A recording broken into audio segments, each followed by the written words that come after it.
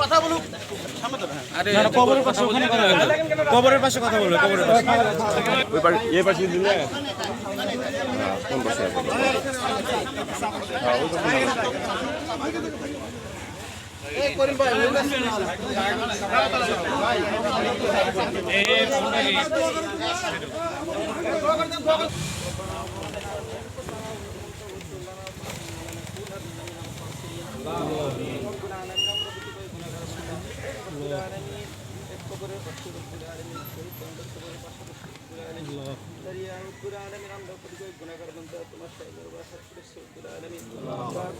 আমাদের জীবনের সমস্ত গুনাহ ক্ষমা করে দাও রব্বুল আলামিন। এই আবু সাঈদের ওসিলায় রব্বুল আলামিন অনেক জুলুম নির্যাতনের শিকার হয়েছিল, অনেক মানুষ তারা মুক্তি পেয়েছে রব্বুল আলামিন। রব্বুল আলামিন একে তুমি জান্নাত নসিব করিয়ে দাও রব্বুল আলামিন। সারা পৃথিবীকে রব্বুল আলামিন এরকম ছোট ছোট হাজার হাজার করিয়ে দাও রব্বুল আলামিন। যেভাবে রব্বুল আলামিন তোমার ইবাদত বন্দী করলে রাজি খুশি হও রব্বুল আলামিন। আমরা তো প্রকৃতির নিয়মে একদিন সবাই মৃত্যুবরণ করবো রব্বুল আলামিন। রব্বুল আলামিন আমাদের যখন মৃত্যু আসে যাবে রব্বুল আলামিন আমাদেরকে শহীদ মৃত্যু কবুল মঞ্জুর করিয়ে নাও রব্বুল আলামিন। আমাদের দিনের পথে চলতে পারে সে তৌফিক দান করিয়ে দাও রব্বুল আলামিন। সারা পৃথিবীর রব্বুল আলামিন সমস্ত মানুষকে কবুল মঞ্জুর করিয়ে নাও।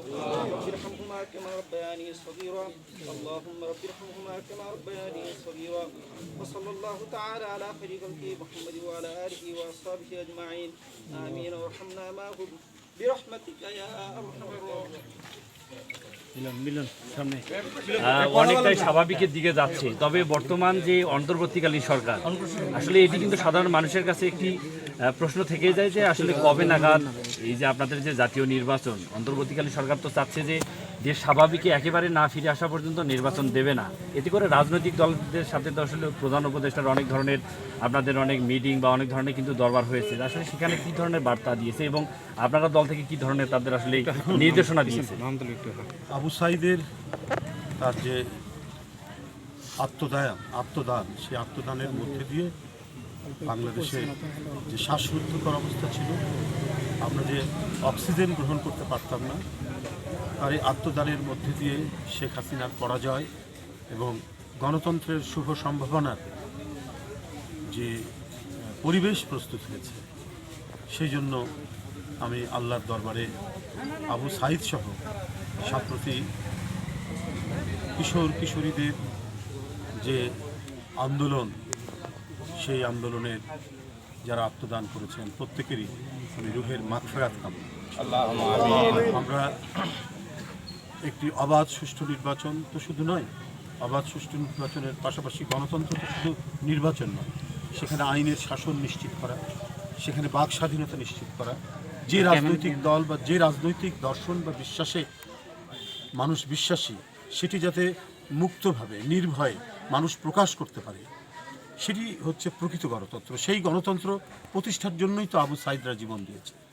সেই পরিবেশ নিশ্চিত করা এখন রাজনৈতিক দল এবং অন্তর্বর্তীকালীন সরকার যাদের আত্মদানের মধ্যে দিয়ে সরকার গঠিত হয়েছে, তারা নিশ্চয়ই সবাই একটা যৌক্তিক সময়ে নির্বাচন হবে এবং সেটি অবাধ সুষ্ঠু নির্বাচন হবে।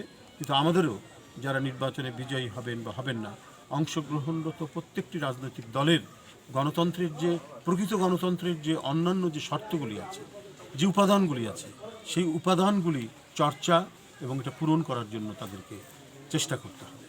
যেটা আমি আগেই বলেছি যে আইনের শাসন নিশ্চিত করতে হবে, বাক স্বাধীনতা নিশ্চিত করতে হবে এবং স্বাধীনভাবে মত প্রকাশের যে স্বাধীনতা সেইটা নিশ্চিত করতে হবে।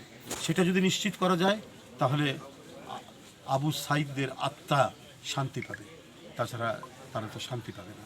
তবে যে শেখ হাসিনার পরাজয়ের মধ্যে দিয়ে, আওয়ামী ফ্যাসিবাদের পরাজয়ের মধ্যে দিয়ে আমরা এখন যেভাবে কিছুটা মুক্ত নিঃশ্বাস নিতে পারছি, সেই জন্য আজকে আমরা প্রত্যেকেই উদ্বুদ্ধ, আমরা অনুপ্রেরণায় উদ্দীপ্ত হয়েছি যে জনগণের শক্তির উপর কোনো শক্তি না, আর এই শক্তির ভ্যানগার্ড হচ্ছে কিশোর তরুণরা।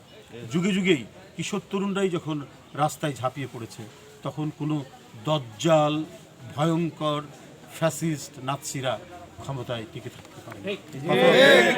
কত অহংকার করে এই সরকারের মন্ত্রী একজন বলেছিলেন যে অমুকের কন্যা তিনি পালিয়ে যাবেন না। কিন্তু যে কন্যা মানুষের কণ্ঠরুদ্ধ করেছে, যে কন্যা তার নিজের দেশের জনগণকে শুধুমাত্র তার অবৈধ ক্ষমতা ধরে রাখার জন্য গুম করেছে, খুন করেছে, নিরুদ্দেশ করেছে, বিচার বহির্ভূত হত্যা করেছে, ক্রস ফায়ারে দিয়েছে, তারপরেও টিকে থাকে কী করে 18 কোটি দেশের মানুষ, যার অতীতে অত্যাচারীর বিরুদ্ধে লড়াই করার যে সংগ্রাম এবং দেশের স্বাধীনতা রক্ষার যে সংগ্রাম, আমরা যদি দেখি সেই পালদের সময় থেকে, সুলতানি আমল থেকে এদেশের মানুষ বরাবরই নিজের দেশের স্বাধীনতার জন্য তারা লড়াই করেছে। আরেকটি প্রশ্ন সেটি হলো যে আমি শেষ করি, তো সেই লড়াইয়ের সূত্র ধরেই আবু সাইদরা সর্বশেষ যে লড়াই করে দেশকে স্বাধীনতা দান করেছেন, যেটিকে বলা হচ্ছে দ্বিতীয় স্বাধীনতা, এটির মানে যে এটা কোনো অর্থ দিয়ে, কোনো মূল্যবান কোনো পাথর দিয়ে এটা পরিশোধ করা যাবে না। স্বাধীনতা এমন একটি জিনিস, এমন একটি মূল্যবান বস্তু, যেটিকে যখন অর্জন করা হয়, যারা এই স্বাধীনতা অর্জনের জন্য মুক্তি সেনা, তাদের অবদানকে কখনো মানে তাদেরকে কোনো কিছু দিয়েই তাদের মূল্য পরিশোধ করা যায় না। তো দ্বিতীয় স্বাধীনতার মানে মহান মুক্তিযোদ্ধা, মহান সেক্টর কমান্ডার, মহান অধিনায়ক আবু সাইদের প্রতি আমার গভীর শ্রদ্ধা। এবং আমি আপনাদের সামনে আরেকটি কথা বলতে চাই। আমাদের প্রিয় নেতা বিএনপির ভারপ্রাপ্ত চেয়ারম্যান দেশনায়ক তারেক রহমান আমাকে যে বার্তাটি আপনাদের এখানে দিতে বলেছেন, যে বিএনপি ক্ষমতায় গেলে আবু সাইদের নামে হয় পীরগঞ্জ, নাহলে রংপুর, নাহলে ঢাকায় তার নামে জনহিতকর প্রতিষ্ঠান করা হবে, হয় বড় ধরনের হাসপাতাল অথবা শিক্ষা প্রতিষ্ঠান তার নামে করা হবে।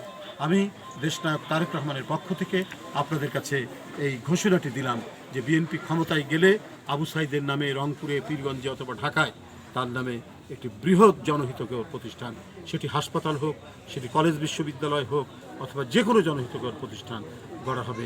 এটি তিনি আমাকে বলেছেন, আপনাদের কাছে এটা অবহিত করা।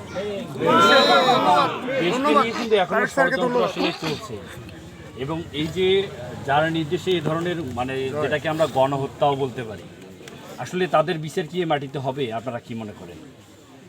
আইনের শাসন সুপ্রতিষ্ঠিত হলে অন্যায়কারী অপরাধীরা পার পাবে না। অনেকে হয়তো পালিয়ে গেছে, কিন্তু পালিয়ে গিয়েও তারা পার পাবে না।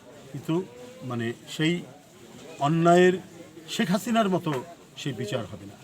একেবারে তার যে চুলচেরা যে অপরাধ, সেই অপরাধ জনসমক্ষে উপস্থাপন করে এবং যারা ভুক্তভোগী তারা যেটা সাক্ষী দিবে সেই অনুযায়ী আপনার তাদের আইনের আওতায় আনা হবে এবং তাদের বিচার হবে, এটা আমার দৃঢ় বিশ্বাস। আজকে ইলিয়াস আলী গুম, চৌধুরী আলম গুম, সাইফুল ইসলাম হিরু গুম, এরা তো এমপি ছিলেন, তারপর জনপ্রতিনিধি ছিলেন, কাউন্সিলর ছিলেন। আজকে কোথায় সুমন, আজকে কোথায় জাকির? তারা আজকে মানে গুম হয়ে আছে। এরা তরুণ যুবক ছিল, একটি রাজনৈতিক সংগঠন বা একটি আদর্শে বিশ্বাস করত, কিন্তু এই বিশ্বাস করাটাই তাদের জন্য কাল হয়েছে। শেখ হাসিনা পৃথিবী থেকে কোথায় যে সরিয়ে রেখেছে তার কোনো ঠিক নেই। ঠিক তেমনি জনি আরও অনেক নাম না জানা আমাদের যে যুবক তরুণদেরকে তিনি বিচার বহির্ভূত হত্যার শিকার করেছেন। তাহলে নিশ্চয়ই এই সরকারের অবশ্যই কেউ না কেউ দায়ী। এই সরকারের উপর থেকে অনেক মানে ক্ষমতাশালী ব্যক্তিরা নির্দেশ দিয়েছেন, যারা মন্ত্রী ছিলেন, যারা এমপি ছিলেন, স্বয়ং প্রধানমন্ত্রী সহ, এবং যারা বাস্তবায়িত করেছেন আইন শৃঙ্খলা বাহিনী, যারা তারাই তো এরা বাস্তবায়িত করেছেন, তারাই তো গুম করেছেন। আয়নাঘর শব্দটি আসলো করতে, এই যে একটা গভীর অন্ধকার কবরের মতো একটি জায়গা, এই শব্দটি আসলো কী করে? এই আয়নাঘরেই প্রথমে তাদেরকে আটকে রাখা হতো, এদের মধ্যে থেকে অনেককে একবার চিরতরে অদৃশ্য করা। আজকে 8 বছর 9 বছর পর আজমি সাহেব, তারপরে হাবির কাসিম সাহেবের ছেলে, তারা আজকে বেরোলো কীভাবে? এই ধরনের আয়নাঘরে রেখেছে। একটি সভ্য দেশে যেখানে মানে ন্যূনতম আইনের শাসন থাকে, সেইখানে দেশের একজন নাগরিককে শুধু রাজনৈতিক স্বার্থে 8 বছর 9 বছর মানে বিনা বিচারে আপনার কোনো গোপন প্রকোষ্ঠে আটকে রাখা, এটা যে কত ভয়ঙ্কর অপরাধ, এটা যে কত বড় মানবতা বিরোধী অপরাধ, তার কোনো মানে আমরা এর কোনো শেষ বলতে পারবো না। এটা ভয়ঙ্কর অপরাধ। এই ধরনের অসংখ্য অপরাধ তারা করেছে। বাপের কাছ থেকে ছেলেকে নিয়ে গেছেন, মায়ের কোল থেকে তার সন্তানকে তুলে নিয়ে গেছে, স্বামীকে তার স্ত্রীর পাশ থেকে তুলে নিয়ে গেছেন। এই 16-17 বছর ধরে ফ্যাসিস্ট আওয়ামী সরকার এই কাজগুলি করেছে। এই বন্য আদিম যে প্রতিহিংসা এদেশের গণতন্ত্রকামী মানুষের উপর তারা মানে বলবৎ করেছেন, তারা এটাকে মানে গণতন্ত্রকামী মানুষকে যে স্বীকার করেছেন তারা এই প্রতিহিংসা নিয়ে, এই আক্রোশ নিয়ে। সুতরাং এদের তো অবশ্যই আইনের আওতায় এনে তাদের বিচার করতে হবে। এই যে একটি অপপ্রচার চলছে যে সংখ্যালঘুদের আসলে অনেক নিপীড়ন নির্যাতন করা হচ্ছে, এই অপপ্রচার, হ্যাঁ এটা প্রচার না অপপ্রচার আপনারা তো গণমাধ্যম, আপনারা তো ভালো করে জানেন যে আজকে মন্দিরগুলো পাহারা দিচ্ছে মাদ্রাসার ছাত্ররা। ভারতে কি এরকম কোনো দৃষ্টান্ত আছে কোথাও? আজকে প্রতিটি মন্দিরের সামনে বা হিন্দু পাড়ার সামনে আজকে বিএনপির ছেলেরা কমিটি করে করে সেটা পাহারা দিচ্ছে। আমাদের ছাত্র দলের ছেলে কালীমন্দির পাহারা দিচ্ছে ঢাকায়, বিভিন্ন জায়গায় ভাবে কমিটি করে আমাদের মূল দলের নেতৃবৃন্দ, তারপরে যুবদল, ছাত্রদল, স্বেচ্ছাসেবক যত অঙ্গ সংগঠন আছে তারা কমিটি করে করে পাহারা দিচ্ছে। এখন তো মানে এইটা শেখ হাসিনার পতনের পর তারা একটা ন্যারেটিভ তৈরি করে, তারা একটা বয়ান তৈরি করে যে কী করে ঘায়েল করে এটা করেছিল। কিন্তু আমাদের দেশের মানুষ হাজার বছর ধরে হিন্দু মুসলমান একই পাড়ায় বাস করেছে, ওদের পূজায় আমরা যাই, আমাদের ঈদে মিলাদুন্নবী ঈদে ওরা এসে আমাদের সিন্নি খায়। তো এটাই তো আমাদের সংস্কৃতি, আবহমান কালের সংস্কৃতি। এই সংস্কৃতিকে শেখ হাসিনা ধ্বংস করতে চায় তার এজেন্টদেরকে দিয়ে।